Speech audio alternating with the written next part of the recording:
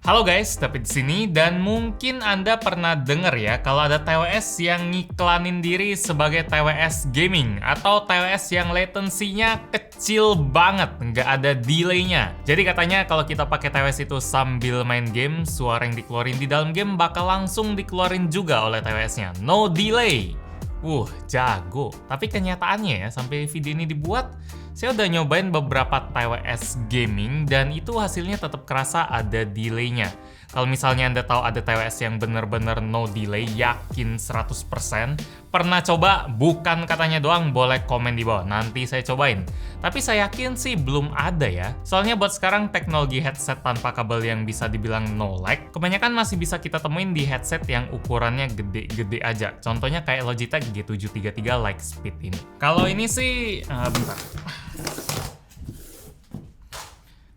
Kalau ini sih walaupun Logitech ngeklaimnya nih headset punya super low latency, lag-nya super rendah, bukan 0, tapi di telinga saya kerasa kayak nggak ada lag-nya gitu. Serasa pakai headset yang berkabel punya. Pas kita nembak di game ya suaranya langsung kedengaran di telinga, pas kita jalan suara langkah kakinya juga instan. Ini baru yang namanya super low latency, sesuai sama apa yang dijanjin di iklan.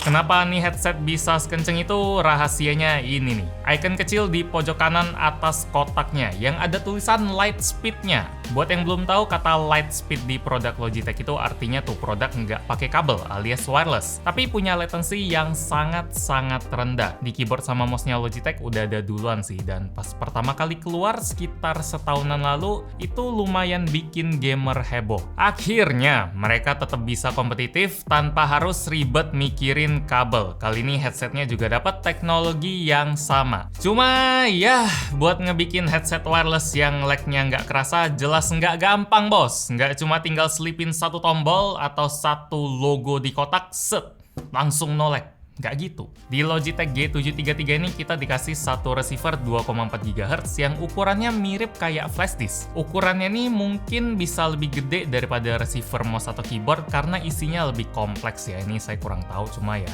mungkin. Selain harus kenceng ya dia harus transfer suara, dia juga harus bisa ngejangkau sampai 20 meter juga kalau nggak ada halangan tembok. Jadi ya oke lah, buat ukurannya itu kita maklumin, tapi bagian yang rumitnya masih ada nih. Receiver ini jadi satu-satunya cara buat konekin si G733 ke PC atau PS atau HP atau Nintendo Switch.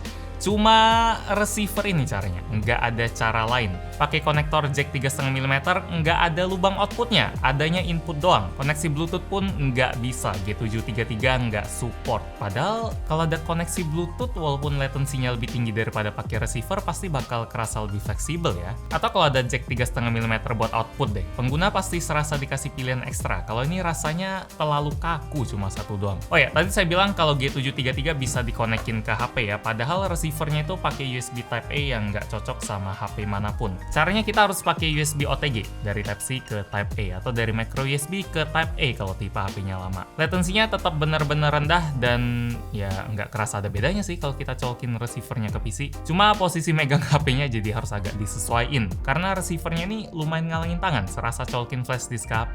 G733 memang lebih dirancang buat gamer PC lah. Terutama buat gamer PC yang tuntutannya harus punya gaya maksimal terus kayak streamer gitu atau YouTuber gaming kayak Miaok. Ya, dia pakai juga sih si G733 ini.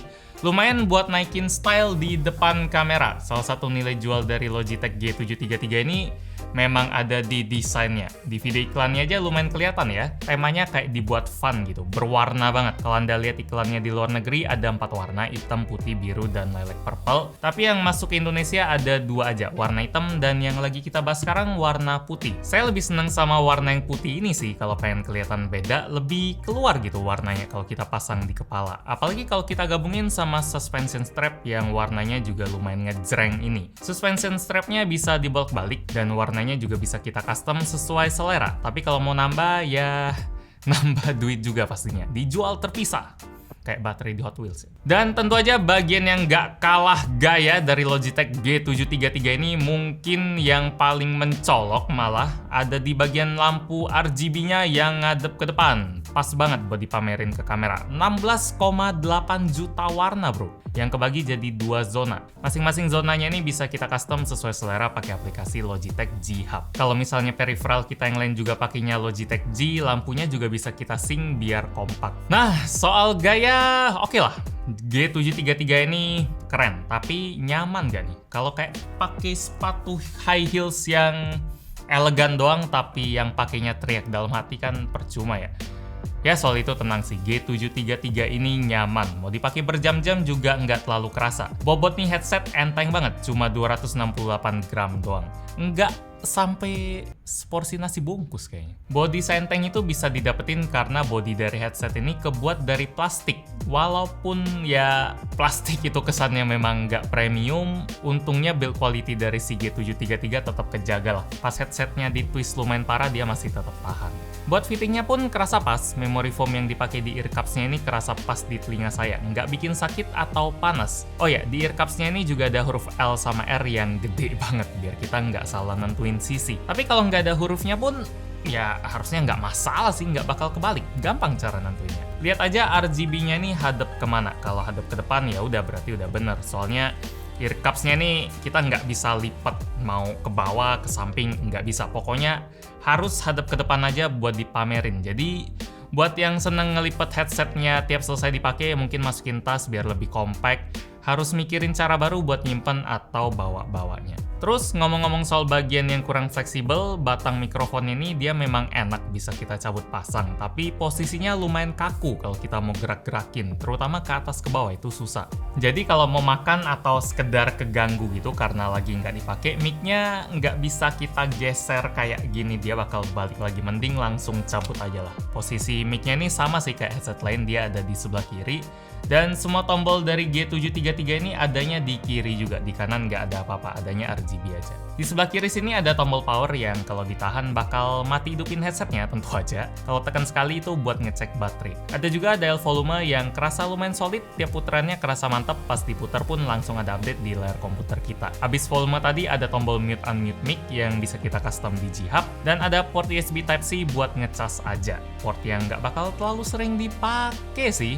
Soalnya baterai dari G733 ini awet banget. Logitech ngeklaim baterainya bisa tahan 29 jam kalau RGB-nya nggak hidup, dan kalau RGB-nya hidup tahannya 20 jam. Klaimnya lumayan akurat, pas saya tes main 4 jam dengan posisi RGB mati, baterainya ngurang 15% aja, dan kalau dihidupin 3 jam ngurang 15% juga. Saya saranin sih kalau lagi nggak di depan kamera atau main sendiri lah. Nggak ada yang lihat gitu, RGB-nya dimatiin aja pakai software Logitech G Hub, hemat baterai. Jadi selain buat nge-custom RGB yang ada di sini atau nge-custom tombol yang ada di headset G733 ini, Logitech G Hub juga bisa kita pakai buat nge-custom suara yang ditangkap oleh mikrofon yang yang lagi saya ketokin ini.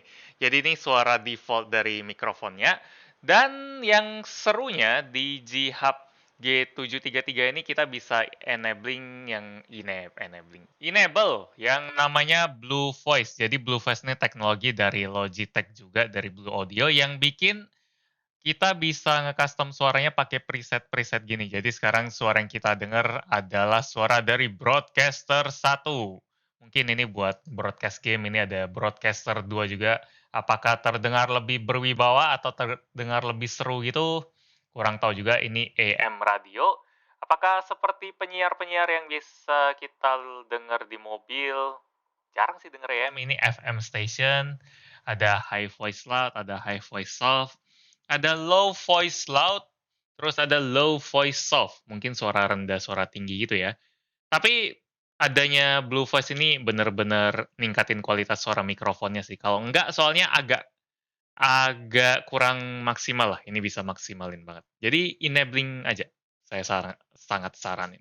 Ini Broadcaster 1 kayaknya paling oke deh. Nah, sekarang bagian terakhir yang biasanya paling penting pas nge-review headset. Kualitas suaranya gimana? Buat saya suaranya kerasa balance dan natural dengan separasi yang oke. Mid vokalnya kedengeran jelas banget dan bassnya oke kalau kita lagi dengerin suara ledakan yang ada efek getarannya. Lumayan kerasa heboh. Headset ini memang cocok banget dipakai buat main game. Semuanya jelas lah, dari yang heboh-heboh kayak suara granat dan sampai yang slow-slow kayak suara langkah kaki juga kerasa banget, haruslah. Kesimpulannya, Logitech G733 Lightspeed. Apakah recommended?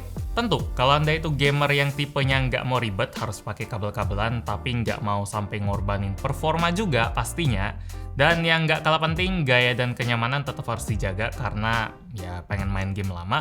Logitech G733 ini unggul di bagian itu. Kualitas suaranya pun termasuk bagus. Cuma di mana ada barang bagus, di sana udah ada label harga yang nggak murah juga. Buat dapetin headset Logitech G733 Lightspeed ini, kita harus ngeluarin duit 2,399 juta. Pas video ini dibuat, headset ini masih dalam masa pre-order yang bikin harganya jadi 1,999 juta. Ada bonus 10 headset juga. Link di bawah kalau mau cek. Demikian review gadgetin buat Logitech G733. Like kalau Anda suka dengan video ini, dislike kalau nggak suka, dan kita ketemu lagi di video selanjutnya. Yo. Seneng nggak ya kalau misalnya RGB-nya hidup tapi nggak ada yang lihat?